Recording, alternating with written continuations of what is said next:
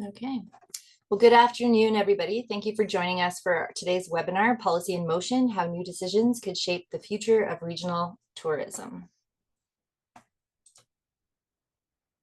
My name is Jasmine Gravett. I'm the Executive Director of the Grande Prairie Regional Tourism Association. GPRTA is an ambassador for the Grande Prairie region and the visible voice for tourism industry. Our territory spans south to Grande Cache, west to Saddle Hills, north to the Dunvegan Bridge, and east to Fox Creek. As the destination marketing organization for the region, we work in conjunction with Travel Alberta as a tourism destination region, helping promote tourism by negotiating and investing in marketing programs and partnership proposals. All of our efforts are dedicated to increasing local business revenue by promoting the Grande Prairie area through every possible marketing avenue, and we're continually seeking new opportunities to showcase the region. So that's a little bit about us. We do have some guest speakers with us today, and I'd love to hear which territory you're joining us from today. We acknowledge that we are on the homeland of many diverse First Nations and Métis people whose ancestors have walked this land since time immemorial. The Grande Prairie Regional Tourism Association is calling in today from Treaty 8 territory.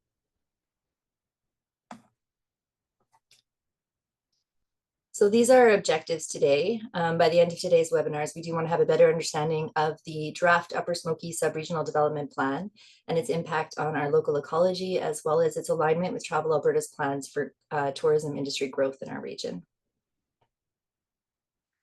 For the agenda today, I'm going to provide just a very high-level context setting and then turn things over to our industry experts. And if we have time by the end of the webinar, we'll have a brief Q&A if necessary.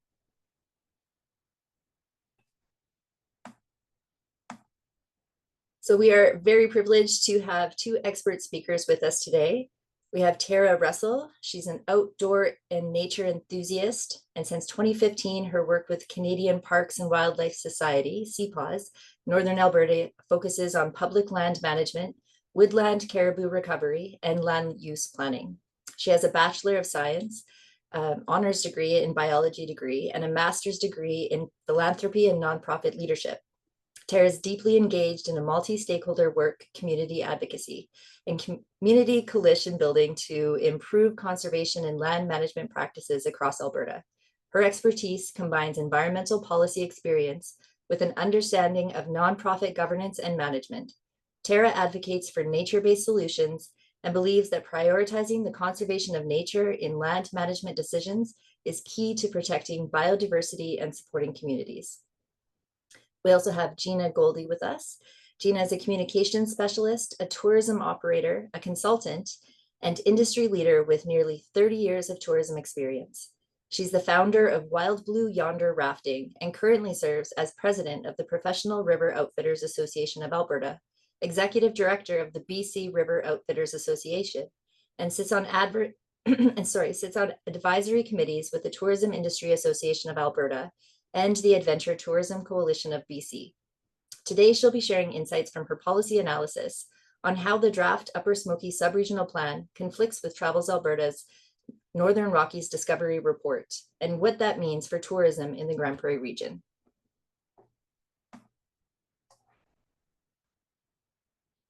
So as indicated on the map, the Upper Smoky sub-region is located south of Grande Prairie and encompasses Grande Cache, Kakwa Wildland Park, and about half of Wilmore Wilderness Park. Overall, the area represents roughly 2% of Alberta and is almost entirely within the provincial green area. The green area represents public lands managed for a variety of pursuits like timber production, energy development, conservation, and recreation and tourism. There are 8 provincial recreation areas, 1 provincial park, 1 wildland park, 1 wilderness park, and 2 provincial land recreation areas in the sub-region. It is also home to the Narroway and Red Rock Prairie Creek ranges of the woodland caribou. In 2018, these caribou were determined to be facing imminent threats to their recovery. In 2019, the Government of Alberta convened sub-regional task forces to provide it with advice and recommendations to inform the development of sub-regional plans that address caribou recovery priorities, including working toward achieving and maintaining naturally self-sustaining caribou populations over the long term, consider multi-species conservation, consider any socioeconomic opportunities and impacts for the area, consider recreational pursuits and other societal interests, and consider the impact on the exercise of treaty rights and traditional uses. The Upper Smoky Subregional Task Force made 34 recommendations to achieve outcomes pertaining to 4 main areas: the economy, caribou and multi-species, Indigenous, and recreation and tourism. The task force recommendations were submitted to government in 2020. In March, the draft Upper Smoky Subregional Plan was publicly released, and stakeholder engagements were held throughout the region in the spring. The province asserts that the proposal reflects Alberta's ongoing commitment to responsible resource development and seeks to maintain a strong economy, resilient communities, and healthy ecosystems. It states that the proposed approaches in the draft plan are focused on managing the footprint from various land uses to allow economic development in the region while also continuing to improve the overall landscape. However, the plan has raised concerns from various stakeholders, including our guest speakers. Today, we're fortunate to hear from Tara Russell, who participated as a member of the task force, and Gina Goldie, who has done a comparative analysis of the plan against Travel Alberta's Northern Rockies Development Report, which, released in 2024, details opportunities for growth of our region's tourism industry as part of the broader strategy to double the visitor economy in Alberta by 2035. So with that, I'm going to turn things over to Tara.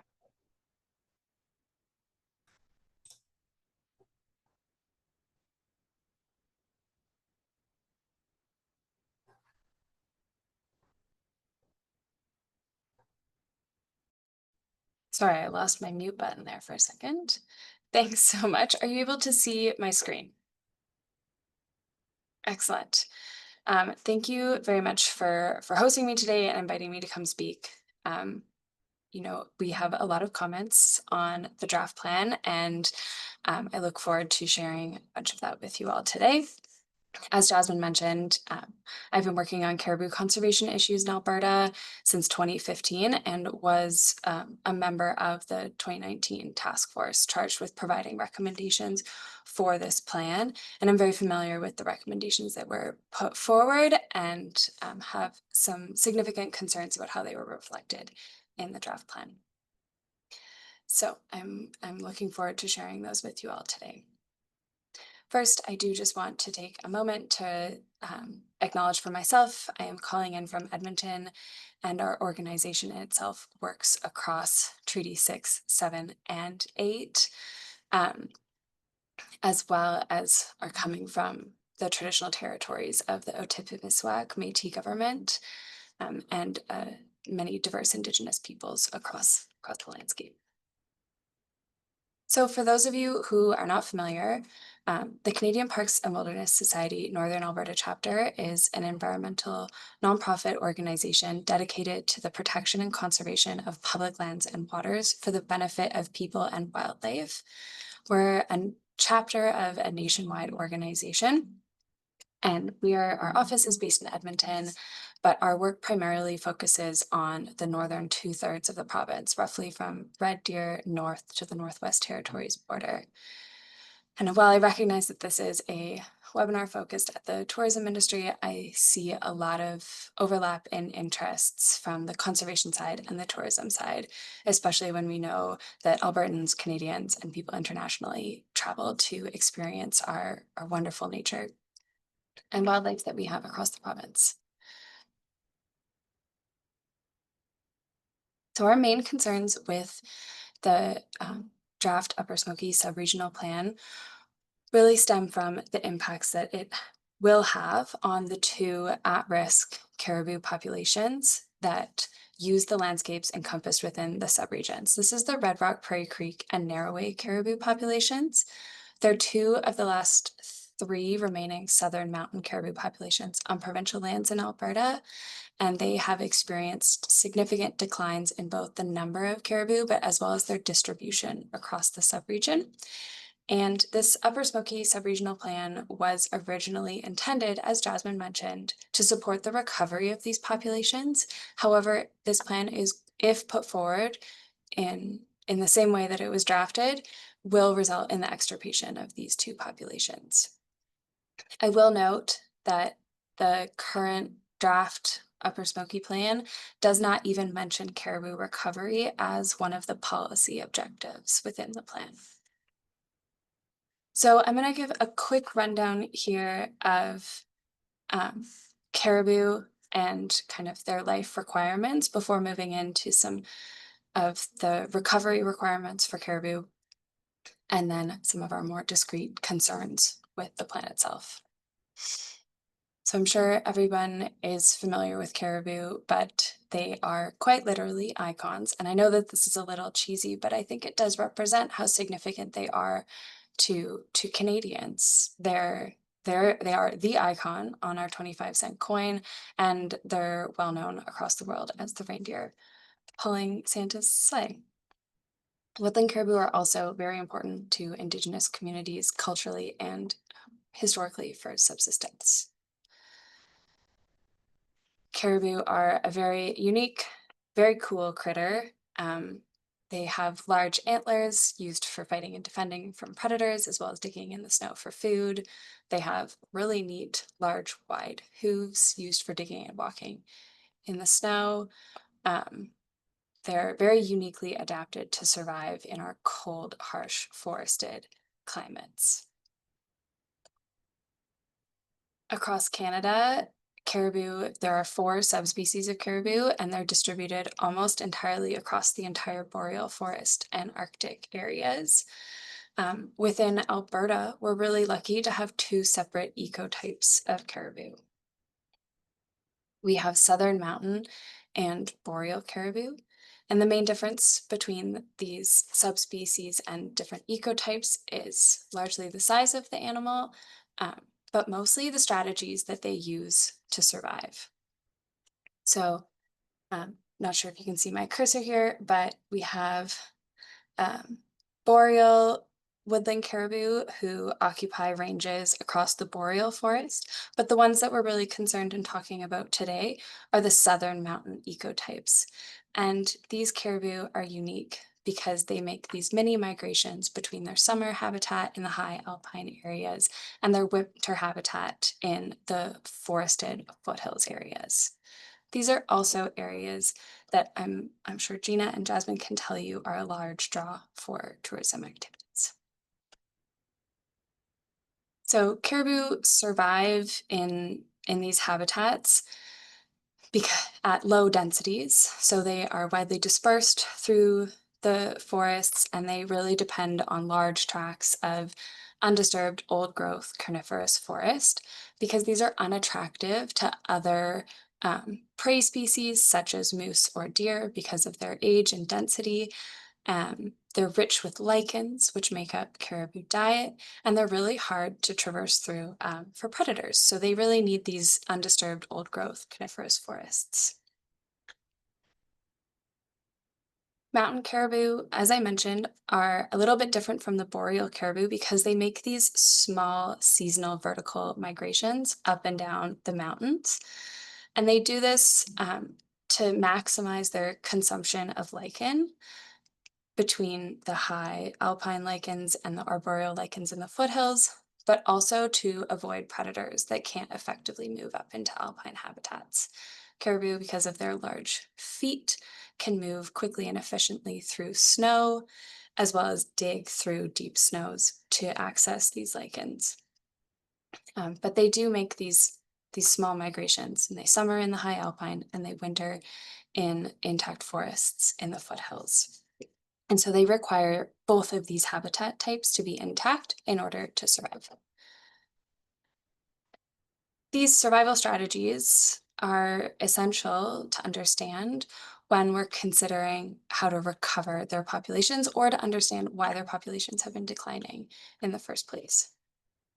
So the boreal and foothills forests are highly disturbed landscapes, and these disturbances disrupt their ability to survive and thrive.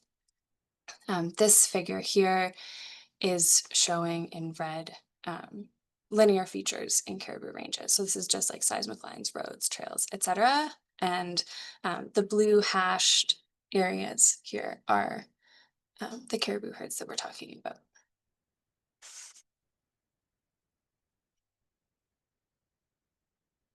Why does disturbance impact caribou survival? Well, it's all really interconnected, but the more habitat disturbance there are, effectively, caribou will stop using those areas, but they can also increase the prey density in those areas. So when you have disturbed forest, you have more like young forage and growth, and that's attractive to deer species, elk, and moose. And the more prey species there are in areas, the more predators you have, and they can disproportionately then prey on caribou, who are not also getting the benefit of better habitat like the moose and deer are. It also makes it a lot easier for predators to move through the landscape because rather than moving through dense forests, they're accessing it through large open cut blocks or Forest Service roads and other linear features like seismic lines throughout the area. And this can cause an unnatural imbalance and results in unnaturally high predation rates for caribou, which causes their decline. This is really concerning across Alberta, but caribou populations have lost twice as much habitat as they've gained over the last 12-year study period from this 2021 article's research. Um, and that's since they were listed as a species at risk. So the habitat loss has not only continued across caribou habitat, but has actually accelerated. And this is one of the issues that the subregional plan was meant to address. So as Jasmine mentioned, southern mountain caribou are listed as threatened under the Species at Risk Act, and in 2018, they were found to actually have an imminent threat of even being able to recover. So when a species is listed on the Species at Risk Act, it requires a recovery strategy. And this recovery strategy essentially examines all of the causes of a species decline from a scientific perspective and determines key activities and habitat needs for recovery. This was published in 2014 for southern mountain caribou and gave a roadmap of exactly what they need in order to recover to a self-sustaining level. I'm not going to go into the details of this map, but if you want to ask further questions, you can. It's just important to know that this work was also reanalyzed in 2020 by a number of scientists and included a huge number of studies that just reinforced again that the targets we're looking for, that 65% undisturbed habitat and the need for biophysical habitat, were confirmed again through another really large study. So for caribou recovery, the recovery strategy identifies two essential aspects that the caribou need to recover. The first is undisturbed habitat. They need 65% undisturbed habitat in their forested winter ranges, in order to be just given a 60% probability of recovering. So that 65% undisturbed habitat is the bare minimum for caribou. Neither of the ranges within the Upper Smoky area are anywhere close to that. I think they've got around 14% undisturbed and 20% undisturbed for the Red Rock Prairie Creek and the Narrowway herds. In addition to this undisturbed habitat requirement, they need biophysical habitat. This is old coniferous forests, usually over 80 years of age, and these are the areas that are absolutely essential for them to carry out their life processes, such as feeding, giving birth, and raising young. So these are the two criteria that need to be met. And in the task force recommendations to the creation of this Upper Smoky subregional plan, the task force did agree that this 65% undisturbed habitat should be met, and there was consensus on that recommendation.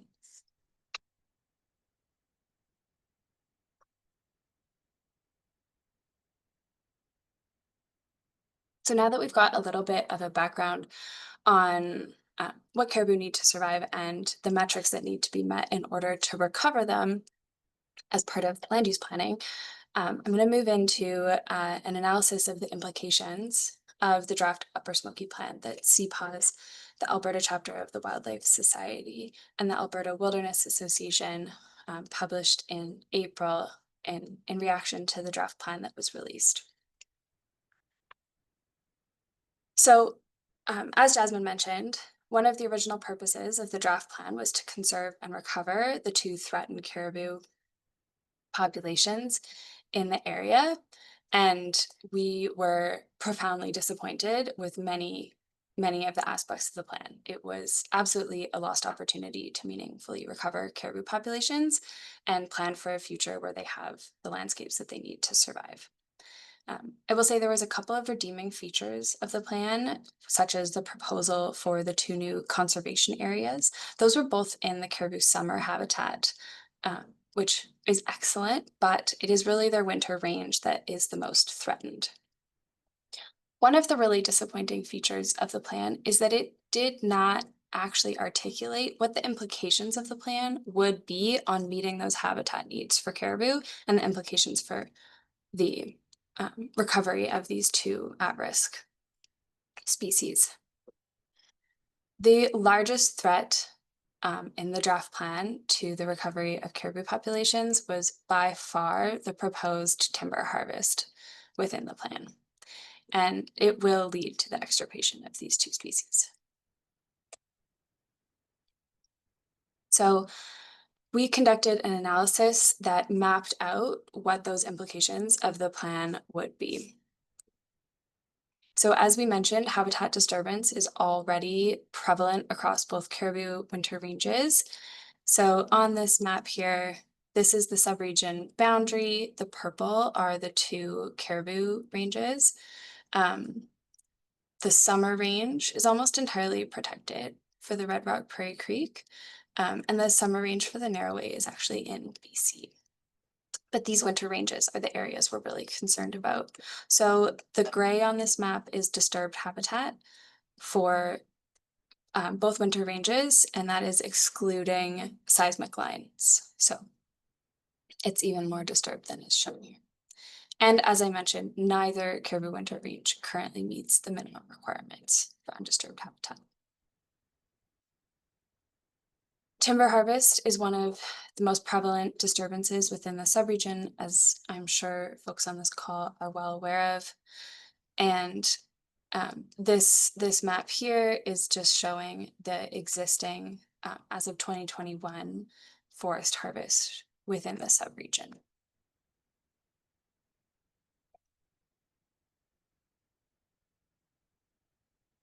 Sorry about that.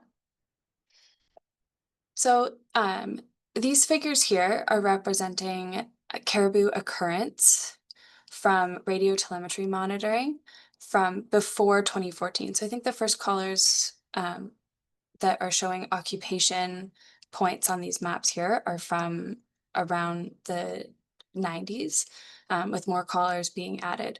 So this doesn't display population numbers. It shouldn't be used as like a number of caribou, but really is displaying just where the caribou have occupied on their winter ranges before 2014. And it's quite clear that the ongoing disturbance within both caribou ranges have caused that decline in population, but it's most evidently caused a decline in distribution across their winter ranges. And that is shown quite starkly here. So this figure displays the radio telemetry monitoring data from 2014 to present day. And you can see that the distribution of the Red Rock Prairie Creek and Narrowway caribou populations has absolutely collapsed in the face of ongoing habitat loss and disturbance on their winter ranges. And both of those populations are increasingly restricted to those summer ranges on a year-round basis, so those high alpine areas. And this retreat of the caribou from their forested winter range into the mountains has very obviously coincided with habitat loss and disturbance within their forested winter range. Caribou wintering in the mountains has a much lower survival rate compared to caribou that migrated and remain in their critical habitat in the forested foothills range.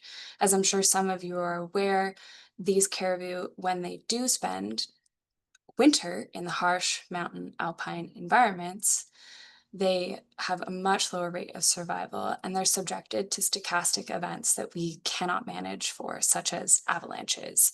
There have been several events over the last couple years where nearly a quarter of the remaining Red Rock Prairie Creek caribou have died in avalanches.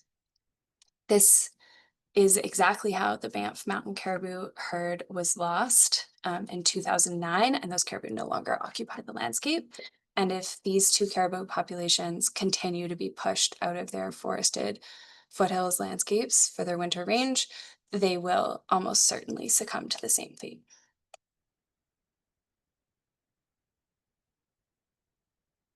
I just wanted to highlight again these two figures side by side and reemphasize that they will not survive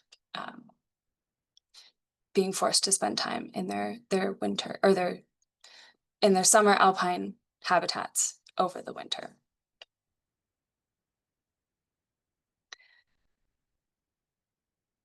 So why is this such a big concern is that Weyerhaeuser,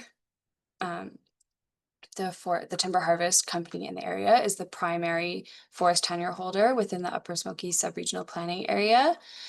And the draft plan proposes that they harvest almost the entirety of the foothills winter range of the Red Rock Prairie Creek caribou population and a significant portion of the narrowway caribou winter habitat. So I really think that this highlights an opportunity and a responsibility that the land use plan had to redefine forest management permissions in the region, and actually enable the recovery for the winter range for these caribou. Unfortunately, this opportunity in this draft plan has been absolutely squandered, and they will be harvesting almost all of the remaining winter habitat for both the caribou populations.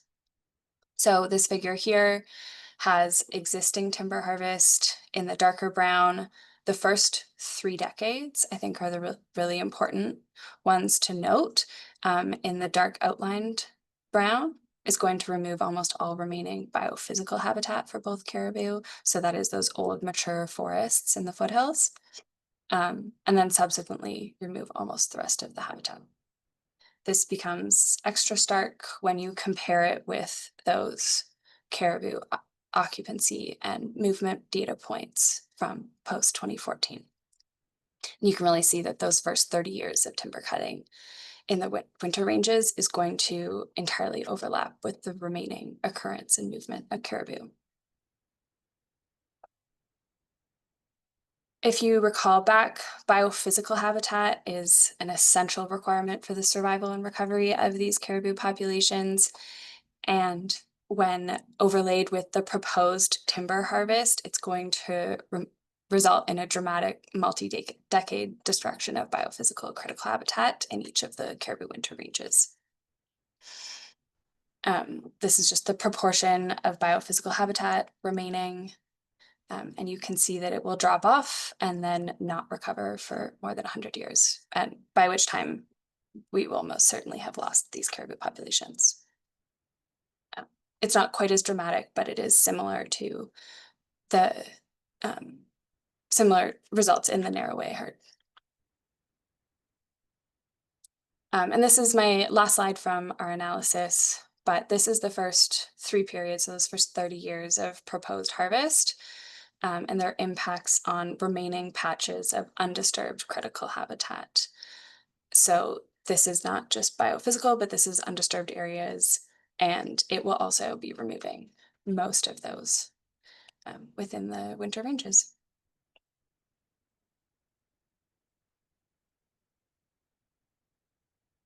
So my conclusion is that, as currently written, the draft Upper Smoky subregional plan is going to perpetuate and intensify the very conditions that led to the endangerment of these two caribou populations in the first place, and dramatically change the foothills forests in this subregion.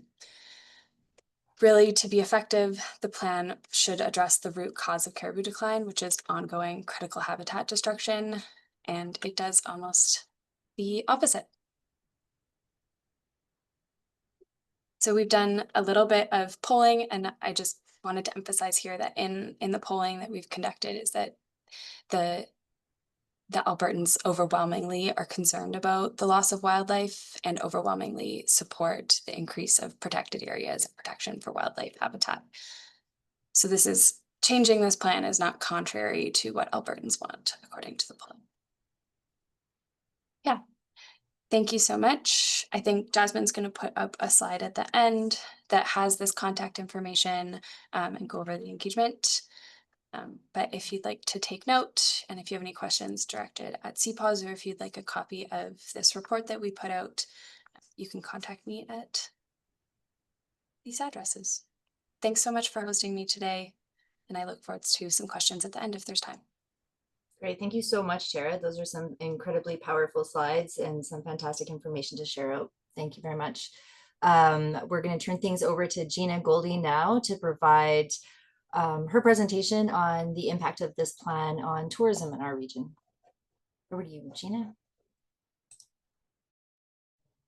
Hello, so I'm Gina Goldie, and I'm really happy to be speaking here today. I just want to thank Jasmine for inviting me to present this information, and also extend thanks to Tara for her presentation. And I also want to acknowledge that Grande Cache is in the unceded traditional territory of the Assiniboine-Winiwak Nation and the Mountain Métis Nation. We certainly honor their connection to the land and the waters, and support joint stewardship and reconciliation. Oops. So my work spans both Alberta and BC, and I often find myself helping organizations and operators navigate land tenure, safety standards, and regulatory systems. So the report that I prepared does reflect that kind of on-the-ground perspective. So I have a lot of experience kind of in my own business, as well as in the organizations I work with, on how land use policy can either enable or restrict or even cause retraction of tourism growth in places like Grande Cache and Grande Prairie, and in BC, actually, where we're definitely seeing a retraction of the industry being caused by restrictive government policy. So in this presentation, I'm going to share the findings from a report that I prepared that really does look at how the land use policies that are in a draft format right now in the Upper Smoky Subregional Plan may negatively impact tourism growth in our region. So as probably everyone on the call knows, the upper draft, I just call it the Upper Smoky Plan because it's just a mouthful. So the Upper Smoky Plan was introduced in 2025 by the Alberta Environment Protected Areas. It is a regulatory land use plan that goes over zoning, road access, tenure approvals, and restoration in the region. And one thing that is key to note, it is legally binding. It is effectively law once it is finalized, which certainly underscores the reason why we need to ensure that the stakeholder needs are being addressed correctly. The Northern Rockies Discovery Report was released by Travel Alberta in 2024, and it is a framework. So it's basically a guidance document to guide investment, product development, and long-term destination growth in our region. So essentially, it was developed with significant stakeholder input over about a 1.5-year process, and it really does set a good direction for tourism growth in the region. So just quickly, I know you guys probably know this, but what is Grande Prairie's role in this? It is obviously the regional tourism anchor, and it can support infrastructure development, investment readiness, and destination management, as well as the Grande Prairie Tourism Association as the destination management organization. But that ability for both the organization and even the region as a whole to grow does depend heavily on land use planning decisions, especially around access, tourism lease availability, and staging area infrastructure. And so that's really why the alignment between tourism strategy and land use policy is so important when we're looking at the potential success of tourism growth in this region. Okay, so I'm just going to go into, there's 5 essential policy conflicts between the Upper Smoky Plan and the Northern Rockies Report. These are not theoretical differences. These are direct conflicts that show up in zoning, lease availability, restoration policy, and how the land use decisions are made. So I've listed out those key policies, conflict areas, and then I'll just go into each one of them and talk about those briefly. All right. So the first conflict essentially is that the Upper Smoky Plan prioritizes industrial development, while the Northern Rockies report promoted tourism-led diversification rooted in natural and cultural values. I think it's important to point out that the Northern Rockies report at no point attempted to retract from the industrial use that is so prevalent in our region. It was just positioning tourism to be an economic choice of diversification. So basically, it would just make our region stronger. It did envision nature-based tourism as a core pillar of that development. While the Upper Smoky Plan really does frame the entire region as simply a working landscape that's focused on oil, gas, forestry, and resource extraction.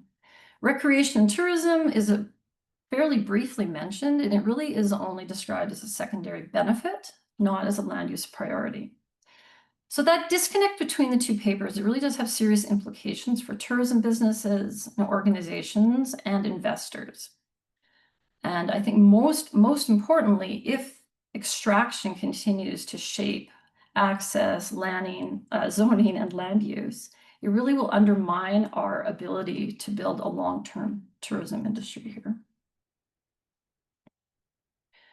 So the second conflict basically is that, I should just go back to briefly explain. So underneath these 2 points on this slide, these are direct conflicts. I do have an accompanying report that I will share with Jasmine, and she can send out to anyone who's interested, which actually lines up the two areas of conflict with page references, like it's direct extractions from the two reports that really clearly show those policy conflicts. Oh, am I going the wrong way here? I am. Sorry about that. Okay. So the second main conflict that was identified is the access to high-value tourism areas may be significantly constrained by the industrial road rules and the lack of tourism-specific staging support. So let me explain this a bit more. So access really is everything in rural tourism, and the Northern Rockies report called for improved roads and access to the Kakwa, the Cutbank, and the Sulphur Gates areas. And it recommended we build out more trailheads, pullouts, and staging areas to support increased visitation in these areas. However, and I think this is one of our really key points here, is the Upper Smoky Plan limits new road developments in slow-go zones. So that report defines no-go, slow-go, and other zones. And I'm sorry, those were the ones I was focused on, so I don't remember the terminology. But essentially, there are going to be no new road access permitted within the slow-go zones. And certainly there can be benefits from that, but some of those areas are also key tourism development zones. So that absolutely shuts down opportunities to be able to develop recreation and tourism access in those areas. So in essence, what that means is even for those identified key tourism areas, approvals for access, tourism leases, or staging area are not likely to be given. And obviously that directly restricts our opportunities here in this area.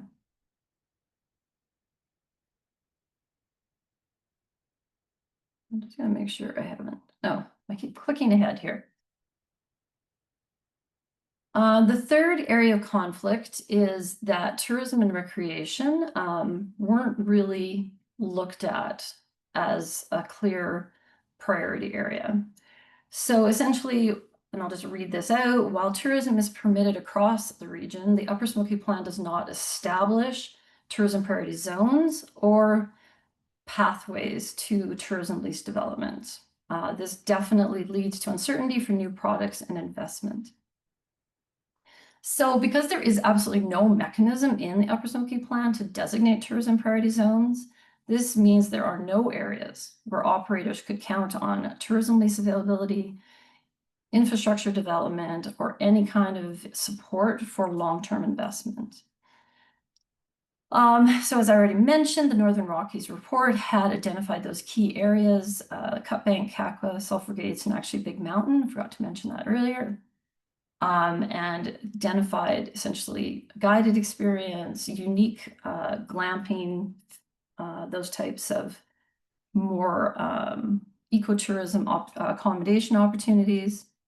But without matching land use designations, possible tourism development is going to be either stalled or just outright not developed.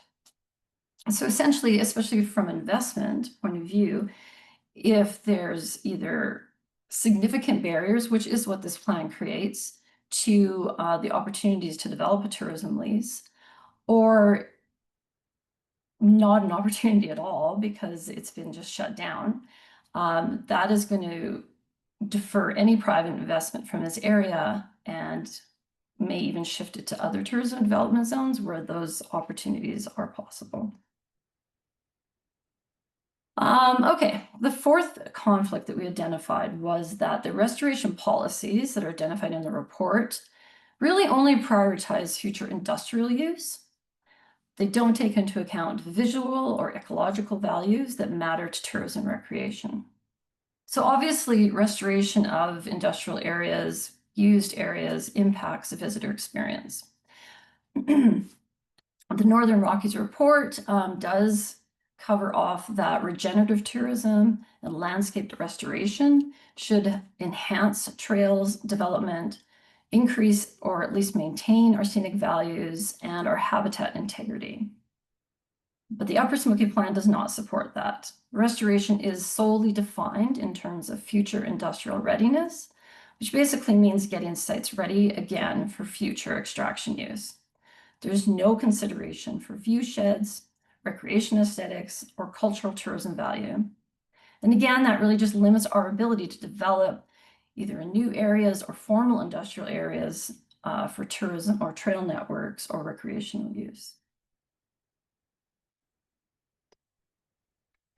And last of all, and this certainly is an area that I was not happy about, which really initiated my series of complaints and really the development of the report, was that the Upper Smoky Plan does not include tourism organizations or operators, even though the Northern Rockies report clearly called for a shared governance model with clearly defined roles for DMOs, destination management organizations like Grande Prairie Tourism, operators, and Indigenous partners. So this is a significant governance gap. The Northern Rockies recommended a collaborative implementation, and the Upper Smoky Plan just does the opposite. Implementation is handled by Alberta Environment Protected Areas, and there is no formal process for tourism stakeholders to shape decisions around access, zoning, or restoration. So really what this comes down to is we don't have a seat at the table as a tourism industry or the recreational users in the area. And ultimately, that is most likely going to mean that tourism is just going to get left out, not just in future planning decisions, but in the decisions that directly affect tourism businesses and our potential growth in our visitor economy. So what is at stake? I did go back in after I submitted my initial report, and I was able to do a bit of a financial impact assessment. And so I have to thank Grande Prairie Regional Tourism actually, because you guys recently released a $296 million tourism revenue target, which I believe, and maybe I'm wrong, I'll just let Jasmine tell me what that target date was, because I'm not remembering right now. But at any rate, so that is partly what I based this information on. The full report does contain all the data sources and assumptions that were made to get to these impact estimates. But at any rate, so they're not imagined numbers. This is done based on real information. So basically the potential impacts, if we can't correct those oversights in the misalignment between these two land use reports. One is looking at lost visitor spending. So potentially we look at a loss of between 74 and 148 million over the 5 years because of that inability to grow and to gain access to some of these areas that have been identified as high tourism potential. $10 to $15 million in stalled private investment, up to 800 unrealized tourism jobs, and 10 to 20 million in public return on investment. So just to dive into that a bit better. So if I talked about Grande Prairie's $296 million tourism revenue target. So what this potential impact basically reflects is if just 5 to 10% of that target is either delayed or lost due to these access barriers that the Upper Smoky Plan introduces, we are looking at these numbers, okay?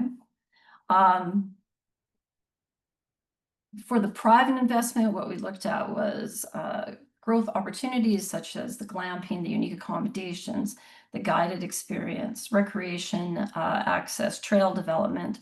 That's kind of where we looked at and came up with that $10 to $15 million in potentially stalled private investment. For the workforce numbers, we use the standard tourism employment multiplier to get to that up to 800 full-time equivalent jobs. Those are jobs in recreation, guiding, accommodation, retail, trail building, etc.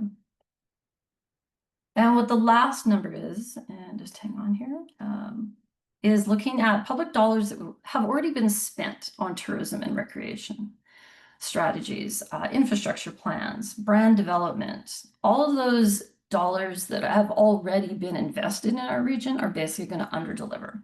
And that's where there could be that estimated $10 to $20 million loss in return on investment. So what can we do? And I did bring this to Alberta Environment and Protected Areas in May, I believe, and to the MLA and several other, pretty much anybody I could send it to. And these are 4 very easy, they're not radical, they're practical, achievable steps that will align tourism strategy and the land use planning. First of all, and I had asked directly for a targeted policy alignment review, not a full rewrite of the Upper Smoky Plan, but just a review to identify where that plan contradicts with the Northern Rockies report, especially around tourism leases, access, and staging areas. Second, I asked for the formation of a regional working group, so they did have a working group, but that seems to be a fairly hand-picked advisory committee I've talked to a couple of people who were on that committee, and the amount of engagement that they had with the plan before it was publicly released was fairly minimal. So what I'm asking for is a real mechanism so that Travel Alberta, Indigenous communities, tourism operators, DMOs like GP, RTA, can actually sit down with AEP and work together to ensure that these priorities are aligned. And third, and I think this is especially critical, is within the Upper Smoky Plan is to designate tourism priority zones. This will give the clarity to investors and operators to know where tourism is encouraged and supported. And fourth, and this might be a bit of a big ask, but to look at restoration criteria so that it does reflect tourism values, view sheds, trail connectivity, habitat visibility, all of that, so that we're not just making the land ready for the next industry project. So here I just talk a little bit about what has been done. As I mentioned, we did submit directly to government these impact analysis report. And sorry, a little dry mouth here. And I have connected in with just recently, and I have to thank Jasmine for initiating that, with the Tourism Industry Association of Alberta, and I'm actually meeting with them on Friday. I did receive a formal response back from Alberta Environment, Parks and Protected Areas, and acknowledge, yep, we received your report. We've shared those concerns with tourism and sport, but unfortunately there was no indication about, is there going to be any revisions? When is the updated plan going to be released? So really there's no real transparency happening right now into this Upper Smoky plan. And so I just want to emphasize, I guess, that I do think we need to have continued pressure, a coordinated effort from the tourism sector is really important, especially before that plan gets finalized and becomes legally binding. And that is it from me. I was pretty short on purpose because I knew I wouldn't have a lot of time. Yeah, so I'm going to turn it back over to you, Jasmine. Thank you so much, Gina. And I do know you have to run, but I do want to thank you so much for that powerful presentation. And knowing you have your meeting on Friday, it's also worth kind of looking at the alignment with the All Seasons Resort Act as well, because that creates a new classification of public lands zoned specifically for all season resort developments. There's no alignment then as well. We've got an entire swath of beautiful public lands, rich in wildlife and tourism opportunities that's been forgotten, disqualified from, you know, those opportunities as well. So a few things that need to be considered more holistically for sure. But I do appreciate both of you spending your lunch with us. I do know you have to run, Gina, so if you have to pop up, that's okay. We don't have time for questions today, but I do want to say that the public engagement from the province has closed. You can still, however, reach out to them via email. I've popped the email in the chat. If you're interested in receiving the deck from this presentation, the report from Tara or from Gina, please reach out to me and I'd be happy to share those off. This recording will be uploaded to GPRTA's YouTube channel as well, and we'll be sure to circulate the link in our next newsletter. So thank you very much and have a wonderful afternoon. Thank you. Take care. Thanks.